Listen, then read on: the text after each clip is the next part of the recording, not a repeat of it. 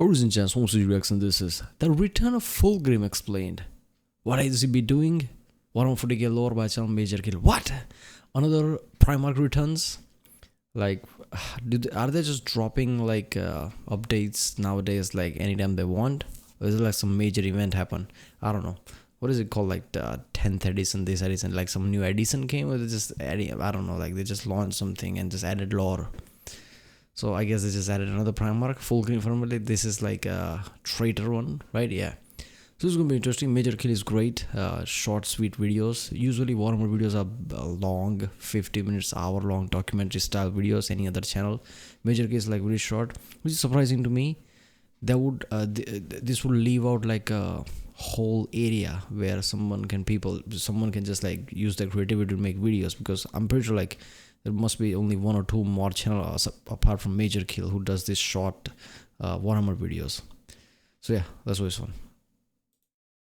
G'day guys and gal, it has finally happened. Fulgrim, the most useless demon Primarch, other than maybe Lorgar, who has more than likely spent the last 10,000 years doing little else other than jerking his gherkin, has finally returned. Is it because his internet cut out, or is it because there is a limit to how much cum a planet can endure before it becomes completely uninhabitable, even for a demigod? We don't know, but regardless, Fulgrim has a new model and it's here to party. But that begs the question, where has Fulgrim been for the past 10,000 years? What has he been doing? Why is he returning now? What will he do next? And most importantly of all, is his 40k model an upgrade or downgrade over his 30k model? Before we get started, sometimes you don't want a video game to teach you some kind of moral message about how to live your life. Sometimes you just want to blow stuff up, and no game does that better than War Thunder, an insanely fun, immersive, free-to-play milsim vehicular combat game we can pilot. No, yeah, it won't teach you anything about real life, but War Thunder forums do involve real life a lot, unlike any other game. Tanks, aircraft, and ships to decimate your opponents. They've also been kind enough to partner with me for today's video. War Thunder is actually pretty nostalgic for me. As a kid, I used to play the hell out of Seek and Destroy, so as an adult, being able to get back into the digital tank is unreal. Not to mention all the other vehicles and features partnered with some very impressive graphics. If you aren't already convinced, War Thunder features around 2,000 different vehicles you can choose from, meaning every battle will feel different. Not to mention, this also allows you to choose exactly what vessel you wish to deliver destruction in. Other features include guided missiles, active protection systems, thermal vision. I mean, damn, you can even get a nuke. With the Firebirds update recently launching, which adds in ray tracing and other noticeable graphic improvements, as well as the awesome F-117 stealth aircraft, amongst a few other things, there's never been a better time to download War Thunder for free. So to join in on the fun, then use my link below to download War Thunder on PC, PlayStation, or Xbox, and you'll get 100,000 silver lions, an Eagle of Valor special decorator, and other awesome gifts. This also applies to the players who haven't played in 6 months or more. I mean, hell, War Thunder is even on mobile, which you can also download for free on iOS or Android. Cheers to War Thunder for sponsoring this video. Also, I know it's been Christmas and I should have made a Christmas special or something, but I was honestly so burnt out from how intense these last 2 months have been, like I've been uploading like a demon, that I honestly just wanted time to spend with my friends and family, so I hope you understand. Anyway, Warhammer should not have Christmas special. It's grim dark. Christmas, happiness, what you talking about? So yeah, Warhammer Christmas special just feels weird. To compensate, we're running a Boxing Day sale on the Major Kill merch, 25% off store-wide on everything. Or if you're feeling spicy, it's 50% off a mystery item, which can be either a t-shirt, singlet, or hoodie. To also celebrate Fulgrim's return, we're running a 25% sale on all major mini Sluzz Marines. Merry Christmas, you filthy animals. Let's get into it. Okay, let's start off with the model before we get into the lore. The interesting thing about Demon Fulgrim is that we literally just got a Demon Fulgrim for 30k less than a year ago. This made a lot of us think, okay, they're doing this because they won't release a 40k Fulgrim for a while, but they don't want to leave us hanging. The 30k Fulgrim was also amazing, such a sexy over-the-top model. We actually have one for our Raylanor vs Fulgrim diorama we made via our company Dice Dioramas. The 30k model really captured that blend of beauty and grotesqueness. His armor was clean, his face handsome, his wings stunning, but then if you look closer, you can see the rank dirty corruption. In the lore, when people are around Slaaneshi demons, their first impression is the sweet and delicious smells and tastes. But then there is like an undertone or aftertaste of rot, decay, and disgust. Oh yeah, he's Slaaneshi's Primarch, right? Yeah. Their senses are attracted to it, but an inner voice is screaming at them to run away, and 30k's Fulgrim model captures this extremely well. His 40k model is, well, very 40k, more comical and simplified. It's definitely not shit though, and has a number of improvements over 30k, as well as a few awesome lore nods that tell us a lot about Fulgrim in his current form. The biggest difference is the face and the wings, with the body being equally dope in my opinion. 30k Fulgrim's face was handsome, like he still cared about his physical appearance and beauty. 40k's is like Nosferatu just ate some garlic. At least he has a helmet option now though. His new wings are just not as impressive either. I can understand why they're smaller, the 30k ones are fucking massive, but it's still less exciting. It seems like 40k Fulgrim has spent a lot of time getting cum blasted by the war. Yeah, because I'm pretty sure like 30k is all about glorious and all that shit, right? But 40k is more like decay and like slow death, the universe killing itself, like just grim dark but a whole other level, right? Everything just like rusting, decaying type of shit. So anything that's shown in 40k just like hopeless, just like bad all around. That's how they show it.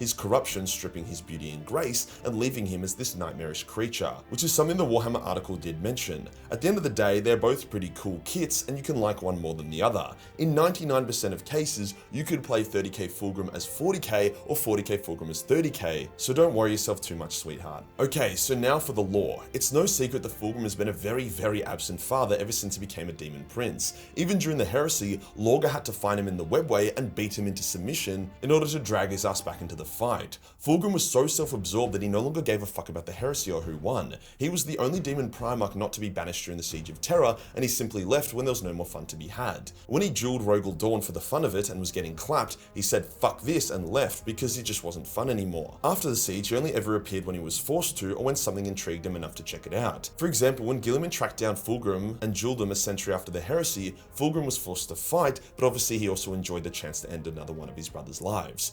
Fulgrim was an absolute monster of a warrior by this point. He was a duelist specialist demon and he carried multiple legendary relic weapons. G-Man stood no chance and had his throat slit, being put into a 10,000 year coma. Fulgrim would then retreat to his pleasure planet, which you can use your imagination. I mean, that's the thing, right?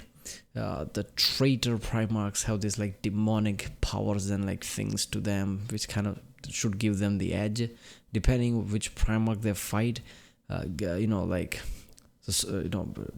Big dog, big smurf, obviously it's more of a strategist than like a proper warrior type of way. Obviously, like Major Kill made a video about like how overpowered he is, but still like he's a Primarch as a Primarch can be. But these are Primarchs who's like demon with multiple hands and like gigantic, like all the like slowness, his power and everything. To figure out what he got up to there. This pleasure planet was deliberately hidden from all, including the Emperor's children. Sometimes Fulgrim would turn the planet into a replica of Chemos, his now destroyed homeworld, playing out his upbringing as a Primarch with different decisions and results. This always ends with the total genocide of fake Chemos and all the slaves he used to populate it when he eventually gets bored or frustrated. He also spent quite a long time either sleeping or in a deep level of pleasure trance, which is a nice way of saying having a fat fuck off wank. He even once lamented over his duel with Guilliman, saying it really wasn't a satisfying kill because he barely knew Guilliman and there was no epic rivalry like what he had with Ferris or the Khan. He felt something was wrong, which was likely his instincts telling him Guilliman was not actually dead. The one time Fulgrim actually left his pleasure planet was during the events of Rylanor's last stand, where the ancient dreadnought Rylanor, the only survivor of the Isfan atrocity, had spent millennia repairing and arming a virus bomb before then lighting a beacon to lure Fulgrim to him. We all know how this Istvan, I think that's the battle during Horus Heresy, right, where Emperor sends certain like chapters like Iron Hands, like a few other, but amongst them they were already they were turned traitor, so they just backstab the other ones and just like this complete massacre, right? I'm pretty sure a lot of like a loyalist and like emperors, Primarchs died, right? But like you said, probably only one escaped because other 3 or 4, I'm pretty sure like kind of betrayed them. Yeah. Goes and why it's so awesome, but basically it ends with Rylanor being such a legend that a group of Thousand Sun sorcerers helped Rylanor blow up Fulgrim, killing Rylanor and themselves in the process. Fulgrim, being a demon prince, survived the explosion, but it's said he was permanently scarred from the wound to his pride and the humiliation he suffered. Some people even theorized that his transformation from beautiful but terrible 30k Fulgrim to the monstrous ugly 40k Fulgrim was a direct result from eating Rylanor's nuke to the face. He had to rebuild his body after it, but was full of so much hurt, pride and humiliation that he rebuilt himself ugly, with no way to revert back to how he was. If so, that would be some fucking awesome lore, and I'd salute GW greatly for it, as it would give Rylanor's last stand even more impact. At some point, Abaddon did actually... Or maybe 10,000 years of like Slanesis corruption, let's just say, demon corruption has taken a toll. Because 30k is just like this newer thing, right? It's like newer, like Horus Heresy just happened. Now 10,000 years has passed, so like it's taking toll on the body. Find Fulgrim's pleasure planet and was able to garner the favor of the Sluz Lord by trading him a special type of Psyker. Abaddon did this tour of visiting each demon Primarch and gaining their favor as a way of legitimizing himself as the new Warmaster of Chaos, plus getting a power boost. However, other than this, Fulgrim remained mostly dormant, until the 13th Black Crusade and the return of Guilliman.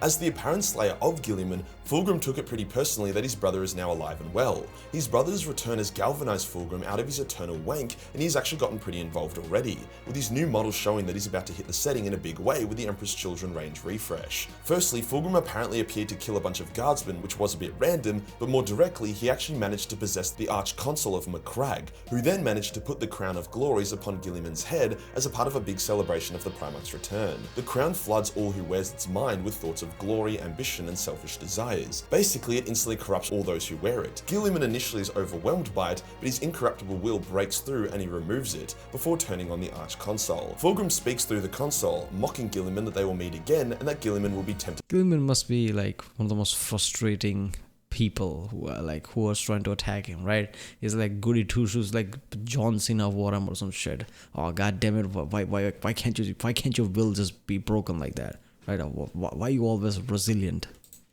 Time and time again. Fulgrim knew he wasn't going to fell his brother that easily, but he wanted a fancy way of saying, I am coming for you. With this, Fulgrim left his pleasure planet and began returning to the setting, killing the Iron Hands captain Sind Grolok during a battle as a bit of a warm-up. So that's what he's been up to, but what will he do next? After all, there are some hints on his new model that give us some clues. Well, Fulgrim has a few targets. Firstly, he hates the Iron Hands, but they don't have enough relevance at the moment. Secondly, he hates the Eldar due to Slanesh, and thirdly, he wants to kill Guilliman again. I think his return will create a Guilliman-Ynnari crossover as they team up to take on Fulgrim, which will be awesome. Now, the new Fulgrim model has multiple weapon options, some of which are said to be conjured by himself. However, two of his swords look quite familiar. First is the Imperial Power Sword, which looks to be Fireblade, the sword forged by Ferris for Fulgrim before everything went to shit. It seems Fulgrim has had it all along and now wields it, uncorrupted, as one of his primary weapons. The other quite distinguished weapon is what appears to be an Eldar-designed sword, more specifically, a Crone Sword. See, the Ynnari are trying to awaken Yned, and the best way to do that is gather all the Crone Swords together. They have all of them except one, which was said to reside in Slanesh's throne room, effectively unreachable unless the Ynnari pulled off a sick Mission Impossible heist.